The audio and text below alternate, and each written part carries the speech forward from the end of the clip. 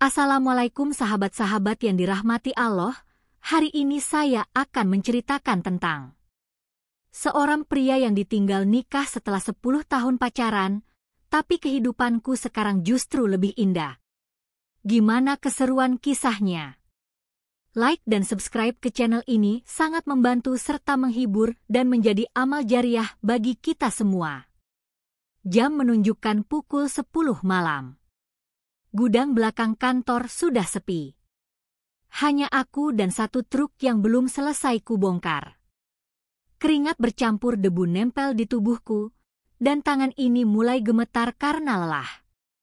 Tapi begitulah hidupku sebagai staf logistik di perusahaan distribusi makanan, kalau nggak lembur, ya nggak cukup buat bayar kosan bulan ini. Ponselku bergetar pelan di saku.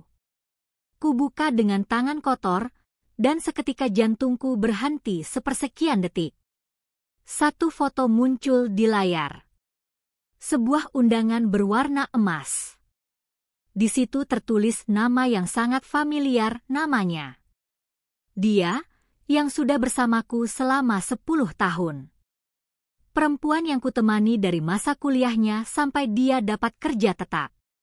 Yang kucium keningnya waktu dia dinyatakan lulus sidang. Yang dulu kubonceng hujan-hujanan naik motor butut tanpa rem belakang. Kini, dia akan menikah. Tapi bukan denganku. Mataku panas. Dunia mendadak sunyi. Deru truk, suara kipas angin rusak di sudut ruangan, semuanya lenyap. Yang tertinggal hanya rasa sesak di dada dan gemetar di tangan kanan yang masih memegang HP. Kupandangi lagi undangan itu. Nama pria di sampingnya tak kukenal. Tapi senyum mereka seperti pisau. Tersenyum bahagia di atas luka yang masih belum sembuh. Aku duduk di tumpukan dus mie instan. Diam. Dada ini rasanya ingin meledak. Tapi air mata malah malu-malu jatuh di pipi. Apa selama ini aku cuma tempat dia berteduh sementara? Apa cinta 10 tahun ini nggak ada harganya? Aku menghela napas panjang, mencoba menelan emosi yang terlalu besar untuk ditampung. Dan malam itu, di antara bau keringat, kardus, dan kekecewaan, aku sadar hidupku nggak akan pernah sama lagi. Langit Tangerang malam itu masih basah oleh sisa hujan. Jalanan sempit di depan kosanku becek dan berlumpur.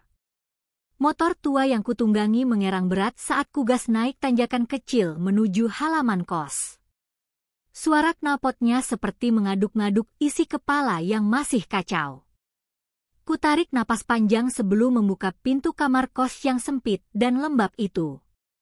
Bau apek bercampur dengan aroma nasi sisa makan siang masih terasa menyengat. Lampu 5 watt menggantung lesu dari langit-langit, menyorot kasur tipis di lantai yang kusut tak karuan. Aku melemparkan jaket ke sudut kamar, lalu rebah dengan tubuh masih berkeringat.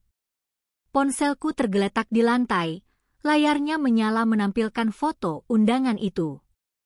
Senyum mereka masih menari-nari di kepalaku, mengejekku, seolah ingin berkata, "Kamu kalah." Tangisku pecah. Bukan tangis pelan yang tertahan, tapi jeritan yang kutahan kuat-kuat dari tenggorokan. Tubuhku terguncang. Seluruh beban selama 10 tahun seperti meledak bersamaan. Semua janji yang kami buat di atas motor tua itu, semua mimpi punya rumah kecil dan 2 anak yang sering kami obrolkan sebelum tidur, semuanya hilang. Hancur. Aku menatap dinding kosong, retakannya seperti mewakili isi hatiku malam itu. Aku bukan cuma kehilangan seseorang, tapi kehilangan arah. Tiba-tiba aku bangkit, meraih tas ransel di sudut kamar, membongkarnya, dan mencari sesuatu. Kujumpai satu foto lama, kami berdua, di depan kampus. Aku masih ingat hari itu, aku pinjam kamera teman demi bisa mengabadikan momen bahagia itu. Wajah kami begitu muda, polos, dan penuh harap. Foto itu langsung koyak di tanganku. Sekoyak harapan yang pernah kubangun bersamanya. Kurebahkan lagi tubuhku di atas kasur, kali ini dalam diam yang lebih dalam. Dada masih sesak, tapi air mata sudah habis. Yang tersisa hanya hampa. Dan di titik paling rendah malam itu, aku buat satu janji dalam hati. Aku akan bangkit. Bukan untuk membuktikan apa-apa, tapi karena kalau aku terus diam di sini, aku bisa hancur. Hari-hari setelah itu berjalan lambat dan berat. Setiap pagi aku bangun dengan mata sembab, lalu pura-pura kuat di depan rekan kerja. Aku tetap datang paling pagi dan pulang paling malam, bukan karena rajin, tapi karena aku tak tahu harus pulang ke apa. Kosanku kini terasa lebih sunyi, padahal sebelumnya penuh dengan tawa saat kami video call tiap malam. Sekarang, yang terdengar cuma kipas angin rusak dan tikus yang berlarian di plafon. Di kantor, wajahku tetap datar. Tapi di dalam, hatiku compang-camping. Rasanya seperti jalan di atas pecahan kaca, pura-pura tak berdarah padahal setiap langkah menyayat. Suatu malam, saat jam kerja sudah habis dan gudang mulai gelap, aku masih duduk di balik tumpukan dus. Tangan sibuk menyortir data pengiriman yang harus masuk esok pagi. Tapi pikiranku melayang entah kemana. Seorang rekan kerja, Bang R, menghampiri. "Kau kenapa, Rin? Mukamu kayak mayat hidup," katanya sambil duduk di sebelahku. Aku hanya mengangkat bahu. Tak sanggup bicara. Tapi Bang R bukan orang bodoh. Aku dengar dia nikah ya. Kepalaku menunduk. Nafasku tercekat. Tapi aku mengangguk pelan. 10 tahun bukan waktu sebentar, Rin. Tapi kadang Allah kasih luka besar biar kita nggak terus diam di tempat. Supaya kamu belajar lari. Kata-katanya mengendap dalam diam. Lari. Tapi aku bahkan tak tahu arah mana yang harus kutuju. Bang Rek menepuk pundakku lalu pergi, meninggalkanku sendiri dalam temaram lampu gudang dan suara serangga malam yang sayup-sayup terdengar dari celah atap. Malam itu aku tak tidur. Aku duduk di pojok kamar sambil menatap layar laptop bekas yang sudah sering mati sendiri. Kubuka file CV lamaku. Kuketik pelan-pelan memperbaiki data, menambahkan pengalaman, dan menghapus bagian punya motivasi karena ingin membahagiakan pasangan. Motivasiku sekarang? Aku belum tahu. Tapi untuk pertama kalinya sejak aku ditinggal, aku merasa ingin bergerak. Pagi itu hujan turun deras. Genangan air menutupi halaman kantor dan membuat truk-truk besar yang parkir di sana seperti kapal karam. Aku datang lebih awal dari biasanya. Bukan karena semangat, tapi karena semalam aku tak tidur sama sekali. Hari itu jadwal bongkar muat lebih padat dari biasanya. Ada pesanan besar dari supermarket baru di pusat kota. Kepala gudang, Pak Hendra, datang sambil membawa map biru. Rin, ikut aku ke kantor pusat. Kamu yang paling paham distribusi jalur barat, kamu harus dampingi rapat, katanya cepat, lalu melangkah ke arah mobil dinas. Aku sempat bengong. Biasanya yang diajak rapat ke kantor pusat itu supervisor, bukan staf gudang kayak aku. Tapi aku tak banyak tanya. Kumasukkan kemeja ke dalam celana dan menyambar jaket tipis. Di perjalanan, hujan deras membuat kaca mobil buram. Tapi pikiranku lebih kacau dari itu.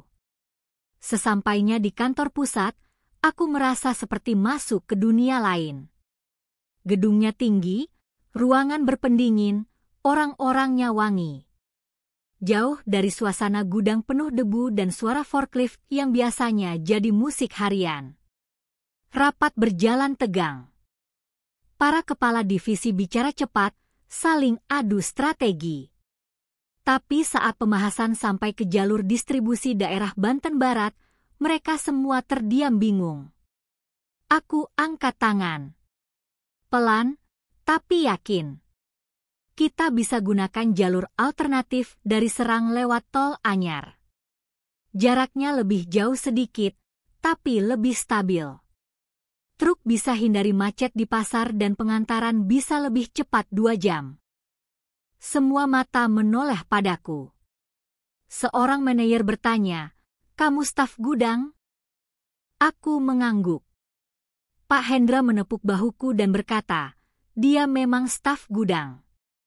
Tapi dia hafal semua jalur lebih baik dari GPS." Seketika ruangan sunyi. Lalu manajer itu tersenyum.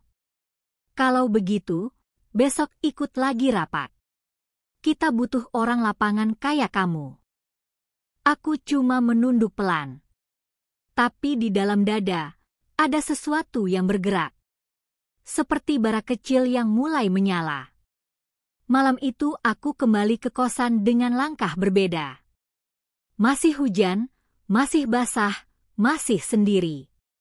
Tapi kali ini, aku merasa seperti ada celah baru di tengah gelap. Dan di celah itu, mungkin ada arah yang selama ini kucari. Sudah 2 bulan sejak aku pertama kali diajak rapat ke kantor pusat. Sekarang, hampir tiap minggu aku bolak-balik dari gudang ke ruang konferensi ber-AC. Statusku memang belum berubah, masih staf logistik. Tapi perlakuan orang-orang mulai berbeda. Ada yang menyapaku duluan, ada yang mulai bertanya pendapatku dalam rapat, dan bahkan manajer divisi mulai mengingat namaku. Di antara wajah-wajah sibuk dan ekspresi tegang itu, aku mengenalnya. Seorang perempuan berkerudung hitam, wajahnya tenang, bicara seperlunya. Dia duduk di divisi procurement, tak jauh dari ruangan rapat. Namanya Aira. Aku tahu namanya karena suatu hari, dia menjatuhkan berkas di lorong dan aku membantunya memungut. Sejak itu, kami mulai saling menyapa. Awalnya hanya pagi, lalu jadi sudah makan, lalu berubah menjadi percakapan singkat saat istirahat siang. Aira bukan tipe perempuan yang banyak tertawa. Tapi ada kelembutan aneh dalam caranya bicara. Dan yang paling mengejutkan, dia juga pernah patah hati. Ditinggal tunangan 2 bulan sebelum hari pernikahan. Kami tak saling menghibur. Kami hanya duduk diam di meja pantry, kadang saling bercerita tanpa saling menasihati. Dan entah kenapa, itu jauh lebih menenangkan dibandingkan kalimat-kalimat motivasi kosong yang sering kudengar dari teman kos. Suatu hari, Aira berkata pelan, "Kadang Allah cabut seseorang dari hidup kita bukan karena kita buruk, tapi karena Dia tahu kita pantas dapat yang lebih baik." Aku menunduk. Kata-kata itu menampar, tapi juga menyembuhkan. Hari-hari berikutnya, kehadiran Aira seperti musik pelan di tengah kebisingan rutinitas. Dia tak pernah mencari perhatianku, tapi entah kenapa, aku jadi lebih semangat berangkat kerja. Bukan karena pekerjaannya, tapi karena aku tahu akan melihatnya di sana. Aku tak tahu ini akan kemana. Tapi untuk pertama kalinya sejak lama, aku merasa aku tidak sendiri lagi. Pagi itu aku datang ke kantor lebih awal dari biasanya. Tapi kali ini bukan untuk bongkar truk atau sortir pengiriman. Aku memakai kemeja bersih, celana panjang yang sudah kusetrika sejak semalam, dan sepatu yang kusap 3 kali sebelum berangkat. Tanganku gemetar saat membawa amplop coklat yang kuselipkan di dalam tas kecil. Langkahku berhenti di depan ruang HRD. Di balik pintu kaca itu, masa depan yang berbeda sedang menungguku. Kupandangi amplop di tangan, napasku terhenti sejenak, lalu kutarik gagang pintu dan masuk. Beberapa menit kemudian, surat pengunduran diriku resmi diterima. Aku berhenti. Bukan karena aku menyerah. Tapi karena aku mendapat tawaran yang tak pernah kubayangkan sebelumnya. 3 hari lalu, manajer logistik dari perusahaan catering besar yang sering jadi klien kantor datang menemuiku. Mereka bilang, aku dikenal sebagai staf paling cekatan, cepat tanggap, dan punya jaringan distribusi yang rapi. Mereka menawarkan posisi koordinator logistik dengan gaji 2 kali lipat, kendaraan operasional, dan kesempatan mengembangkan sistem distribusi mereka dari nol. Saat itu aku bingung. Antara takut kehilangan kenyamanan dan rindu melangkah lebih jauh. Tapi malam setelah bertemu Aira dan bercerita panjang di parkiran kantor, dia hanya bilang, kalau kamu nggak pernah ambil langkah besar, kamu akan selamanya jadi orang kecil. Dan sekarang, aku sudah melangkah. Sore harinya, saat aku duduk di warung kopi depan kantor menunggu Aira yang masih lembur, HP-ku bergetar. Sebuah pesan masuk dari nomor tak dikenal. Mas Rin, saya Dimas, manajer operasional dari Puspa Catering. Bisa bertemu besok pagi untuk finalisasi kontrak kerja dan layout distribusi pertama. Aku membalas cepat, lalu meletakkan HP dan menatap langit jingga yang mulai gelap. Perasaan aneh memenuhi dadaku. Campuran takut, senang, gugup, dan haru.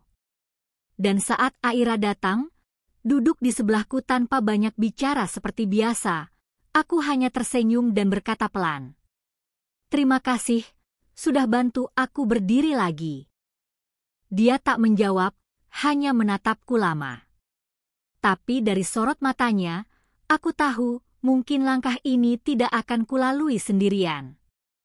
Sudah setahun sejak hari itu. Sekarang aku berdiri di depan kantor cabang baru milik perusahaan tempatku bekerja. Namaku tertera jelas di papan kecil dekat pintu masuk, tertulis sebagai Kepala Divisi Logistik Area Barat. Dari gudang penuh debu dan kardus, kini aku memimpin tim sendiri, mengatur puluhan armada, dan memegang kendali atas jalur distribusi yang dulu hanya bisa kupelajari lewat catatan. Aku masih ingat malam-malam di kosan, menangis di atas kasur tipis, meratapi undangan emas yang menghancurkan semuanya. Tapi yang tak kusadari waktu itu, luka itu bukan akhir, tapi pintu yang dibuka paksa oleh Allah agar aku melihat dunia yang lebih luas. Pagi ini ada acara kecil di halaman kantor. Perayaan pembukaan cabang dan peluncuran sistem baru. Di tengah keramaian, ada sosok yang tak asing berdiri anggun mengenakan gamis krem dan kerudung coklat muda. Aira. Dia datang bukan sebagai tamu, tapi sebagai mitra. Karena sejak 2 bulan lalu, kami membangun kerjasama antara logistik perusahaanku dan sistem pengadaan barang yang dia kelola. Hubungan kami profesional, tapi juga perlahan tumbuh jadi lebih dari itu. Tanpa banyak janji, tanpa kata-kata besar, hanya 2 orang yang sama-sama belajar bangkit dari reruntuhan. Kami tak pernah benar-benar bicara tentang masa lalu. Tapi dari caranya memandangku, aku tahu dia pun pernah jatuh sekeras itu. Dan kami sama-sama tahu rasanya bangkit dengan luka yang belum sepenuhnya sembuh. Sore itu, saat semua tamu mulai pulang dan petugas merapikan kursi, Aira menghampiriku. Dia menyerahkan sebuah kotak kecil berisi makanan ringan yang dia bawa dari rumah. Untuk kamu. Katanya tadi belum sempat makan siang, ucapnya pelan. Aku menerimanya, tersenyum, lalu menjawab, kamu tahu nggak? Dulu aku pernah mikir, hidupku berakhir waktu dia pergi. Tapi sekarang, aku bersyukur dia pergi. Aira menatapku, tak banyak bicara. Tapi dia mengangguk. Dan di situ aku tahu, aku sudah sampai di titik yang dulu tak pernah bisa kubayangkan. Bukan titik paling tinggi, tapi titik di mana aku bisa berkata, aku baik-baik saja. Bahkan lebih baik dari sebelumnya. Tamat. Berikut pesan moral dari kisah, ditinggal nikah setelah 10 tahun pacaran, tapi kehidupanku sekarang justru lebih indah. Kadang Allah menghancurkan rencana kita bukan karena Dia membenci kita, tapi karena Dia tahu ada sesuatu yang jauh lebih baik di depan sana. Patah hati yang terasa seperti akhir hidup, bisa jadi justru awal dari hidup yang baru. Perpisahan yang paling menyakitkan bisa membuka jalan pada pertumbuhan, keberanian, dan cinta yang lebih dewasa. Saat kita berani melangkah keluar dari luka, tanpa menyalahkan siapapun, kita akan sampai pada versi diri yang lebih kuat dan lebih utuh. Kadang, kita nggak paham kenapa seseorang pergi setelah kita berjuang begitu lama. Tapi percayalah, Allah nggak pernah ambil sesuatu tanpa menyiapkan yang lebih baik. Hari ini mungkin kamu hancur, tapi besok kamu bisa berdiri lebih kuat, lebih bahagia, dan lebih utuh. Bukan karena mereka kembali, tapi karena kamu memilih untuk bangkit.